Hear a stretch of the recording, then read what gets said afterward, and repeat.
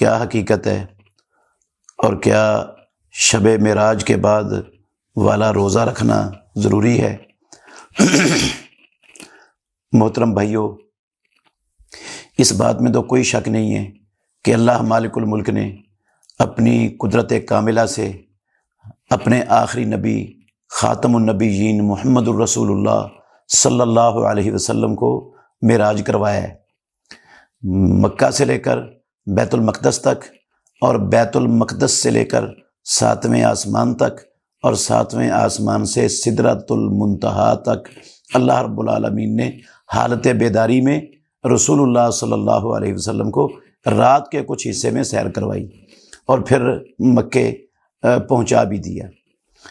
تو یہ حالت بیداری میں ہوا ہے اور رسول اللہ صلی اللہ علیہ وسلم کو بہت ساری چیزیں مالک الملک نے اس سفر کے اندر دکھائی ہیں۔ یہ معجزہ ہے محمد الرسول اللہ صلی اللہ علیہ وسلم کا، عظیم الشان معجزہ ہے۔ اس معجزے کے ایک حصے کا تذکرہ اللہ نے سورہ بنی اسرائیل کی پہلی آیت میں کیا ہے، سبحان الذی اسری بعبدہ لیلا من المسجد الحرام الی المسجد الاقصی، اور اس کا تذکرہ سورہ نجم میں بھی ہوا ہے۔ احادیث کے اندر اس معراج کی پوری تفصیل رسول مکرم صلی اللہ علیہ وسلم سے ثابت ہے اور حضرت انس بن مالک رضی اللہ عنہ اور دوسرے صحابہ نے بیان فرمائی ہے۔ رہا اس رات، یہ کون سی رات تھی، یہ اللہ رب العالمین بہتر جانتے ہیں۔ اللہ رب العالمین نے اس رات کا علم اپنے بندوں سے چھپا دیا ہے، وہ اس کی حکمت بھی رب العالمین بہتر جانتے ہیں۔ رسول مکرم صلی اللہ علیہ وسلم نے اس رات کی کوئی تعیین نہیں کی، خلفائے راشدین نے اس رات کی کوئی تعیین نہیں کی، صحابہ میں سے کسی صحابی نے اس رات کی کوئی تعیین نہیں کی۔ تاریخ اور سیرت نگاروں میں شدید اختلاف ہے کہ یہ تاریخ میں بھی اختلاف ہے اور حتیٰ کہ مہینے میں بھی اختلاف ہے اور سال میں بھی اختلاف ہے کہ کس سال رسول اللہ صلی اللہ علیہ وسلم کو اللہ رب العالمین نے یہ معراج کا اور اسراء کا معجزہ عطا فرمایا ہے۔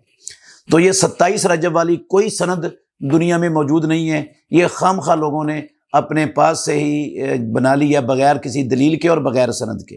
معراج ہوا ہے، اس کا انکار نہیں ہے، بہت بڑی عظمت اللہ نے دی ہے محمد الرسول اللہ صلی اللہ علیہ وسلم کو، اس کا انکار نہیں ہے، لیکن وہ 27 تھی، 27 رجب کی رات تھی، اس کی دلیل کوئی نہیں ہے، نہ قرآن میں، نہ پیارے پیغمبر کی سنت اور حدیث میں، اور نہ صحابہ رضوان اللہ علیہم اجمعین کی زبان سے اس کا کہیں تصور اور نام و نشان بھی موجود ہے۔ باقی معراج ہوا ہے رسول اللہ صلی اللہ علیہ وسلم کو، اللہ کے نبی نے اس معراج کے بعد کبھی بھی معراج کی رات کو جاگ کر عبادت نہیں کی۔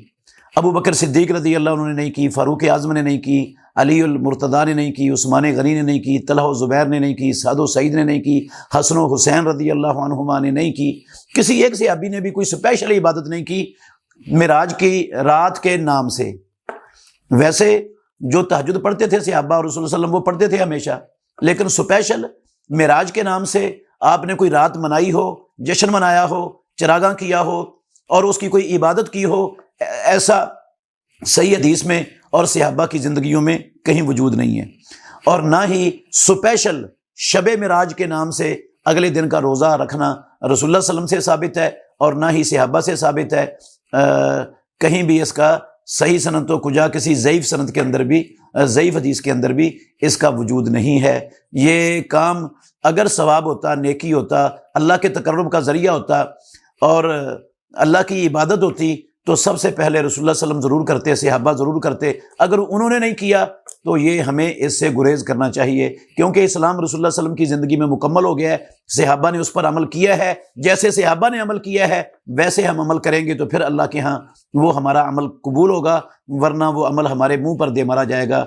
بے شک وہ عمل اچھا ہے، عبادت کا عمل ہے، لیکن جو رسول اللہ صلی اللہ علیہ وسلم نے نہیں کیا، صحابہ نے نہیں کیا، جس کی رسول اللہ صلی اللہ علیہ وسلم نے اجازت نہیں دی، جس کی دلیل نہیں ہے، وہ ہم نہیں کر سکتے۔ میں ایک مثال دیتا ہوں، ہم نماز ظہر کی 4 اور عصر کی 4 اور عشاء کی 4 رکعتیں پڑھتے ہیں فرض، اگر ہم 6 پڑھ لیں تو کیا نماز ہو جائے گی ہماری؟ حالانکہ 6 رکعتیں پڑھنا غلط نہیں ہے۔ اسی طرح اذان جنازے میں اور عید الفطر عید الاضحیٰ میں رسول اللہ صلی اللہ علیہ وسلم سے ثابت نہیں ہے۔ اذان اچھا کام ہے، کیا اگر ہم ان موقعوں پر اذان دیں گے تو ثواب ملے گا؟ ثواب نہیں ملے گا، اس کا گناہ ملتا ہے، کیونکہ دین مکمل ہو گیا ہے۔ یہ طریقہ نہیں ہے رسول اللہ صلی اللہ علیہ وسلم کا نہ صحابہ کا۔ تو جو کام نبی مکرم نے نہیں کیا، صحابہ نے نہیں کیا، ہمیں اس کو نیکی، ثواب، دین، اللہ کے تقرب کا ذریعہ سمجھ کر نہیں کرنا چاہیے۔ اسی کو بدعت کہا جاتا ہے اور اس سے بندے کے اعمال کے ضائع ہونے کا خطرہ ہے۔